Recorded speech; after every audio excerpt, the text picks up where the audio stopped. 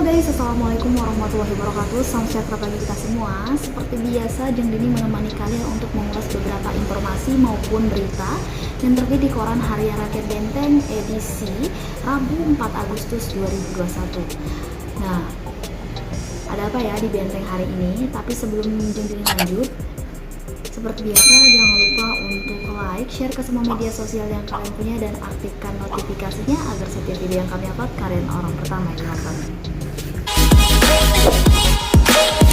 Berita utama hari ini ada serapan dana alokasi khusus fisik baru 6 miliar rupiah. Dari Karangtinggi, penyerapan dana alokasi khusus atau DAK fisik untuk Kabupaten Bengkulu Tengah baru mencapai 6 miliar rupiah dari total 52,4 miliar rupiah. Rinciannya, DAK fisik reguler bidang pendidikan SD sebesar 1,1 miliar rupiah dan SMP 2,8 miliar rupiah. Kemudian ada DAK reguler untuk jalan sebesar 1,7 miliar rupiah serta DAK fisik penugasan bidang sanitasi sebesar 999 juta rupiah.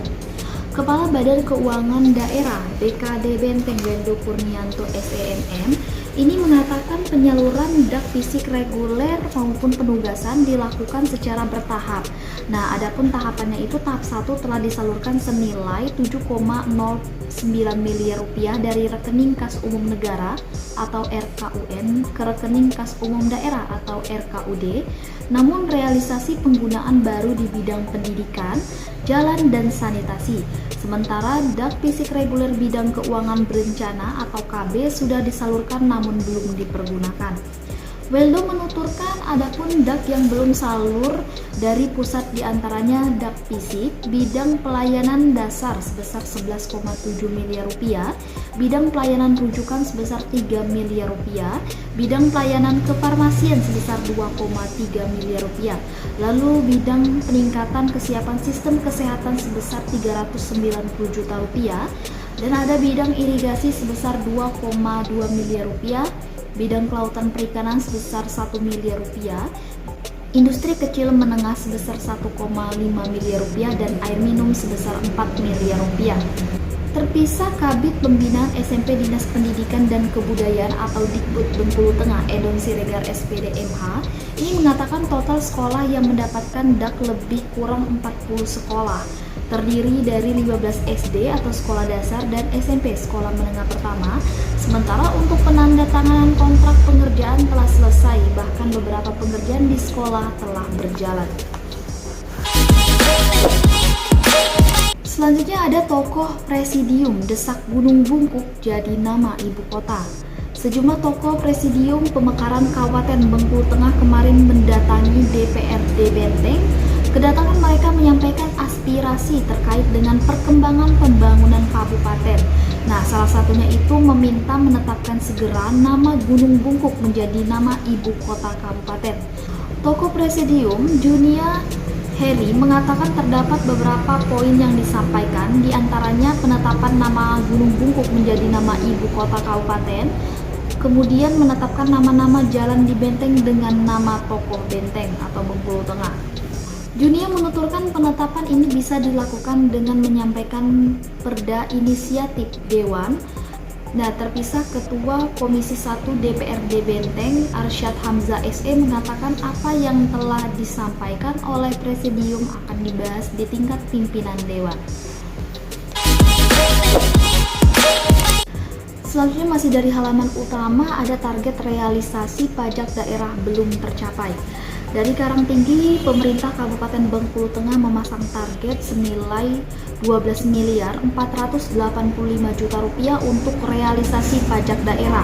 Namun berdasarkan data pada Badan Keuangan Daerah per Juli, realisasi baru mencapai 5 miliar 236 juta 477.383 rupiah sehingga menyisakan target sebesar 7,2 miliar rupiah yang harus dicapai.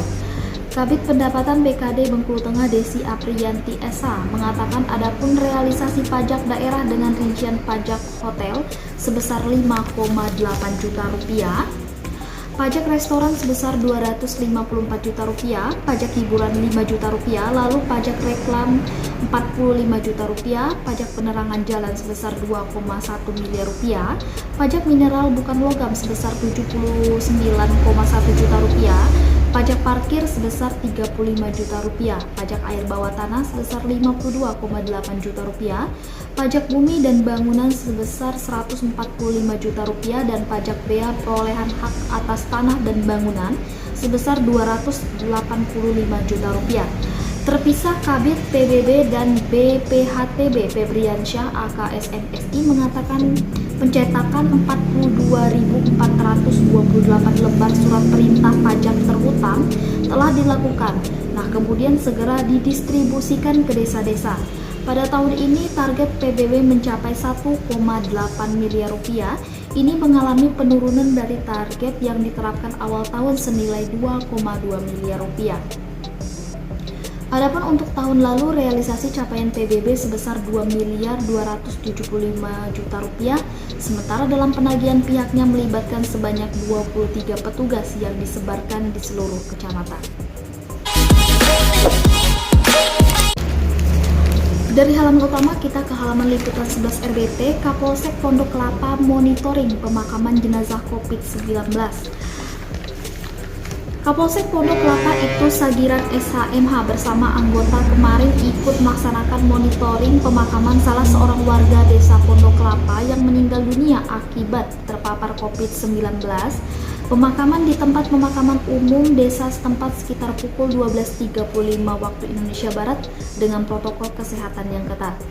Sagiran menuturkan diketahui almarhum sebelumnya dirawat di Rumah Sakit M. Yunus Kota Bengkulu, bahkan dari hasil swab pemeriksaan spesimen swab positif COVID-19. Selanjutnya ada Peraturan Bupati RKPD 2022 dibahas.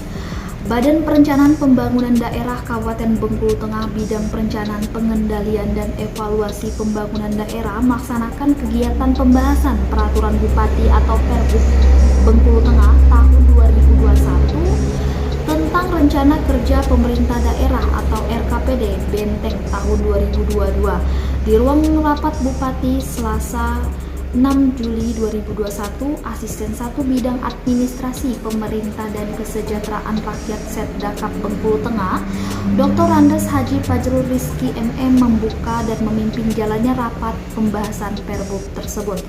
Kepala Bapeda Benteng Mirzawan SHMSI menjelaskan RKPD merupakan pelaksanaan dari Pasal 17 Ayat 2 Undang-Undang Nomor 17 Tahun 2003 tentang Keuangan Negara dan Pasal 26 Ayat 2 Undang-Undang Nomor 25 Tahun 2004 tentang Sistem Perencanaan Pembangunan Nasional serta Implementasi dan Peraturan Menteri Dalam Negeri Nomor 86 Tahun 2017, yaitu tentang pelaksanaan Peraturan Pemerintah Nomor 8 Tahun 2008 tentang tahapan tata cara penyusunan, pengendalian dan evaluasi pelaksanaan rencana pembangunan daerah.